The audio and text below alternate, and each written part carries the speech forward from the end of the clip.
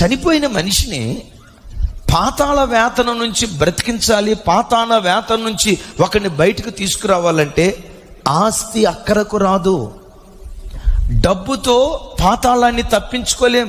అందుకని సామెతల గ్రంథంలో కూడా చూస్తాం కదా, ఉగ్రత దినమున ఆస్తి అక్కరకు రాదు. నేనంట, డబ్బు పెడితే హైటెక్ సిటీ దగ్గర నువ్వు ఫ్లాట్ కొనొచ్చు, డబ్బు పెడితే చంద్రమండలంలో నువ్వు ఫ్లాట్ కొనొచ్చు, డబ్బు పెడితే అమరావతిలో ఫ్లాట్ కొనొచ్చు, డబ్బు పెడితే వైజాగ్లో ఫ్లాట్ కొనొచ్చు, డబ్బు పెడితే వాషింగ్టన్ డీసీలో నువ్వు పొలం కొనొచ్చు, స్థలం కొనొచ్చు, జర్మనీలో కొనొచ్చు, జపాన్లో కొనొచ్చు, శ్రీలంకలో కొనొచ్చు.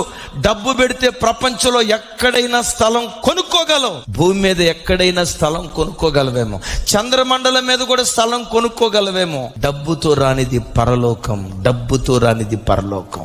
పరలోకాన్ని డబ్బుతో కొనలేరు, లంచంతో కొనలేరు, వెండి బంగారాలతో కొనలేరు, అగైన్ రికమెండేషన్తో కొనలేరు.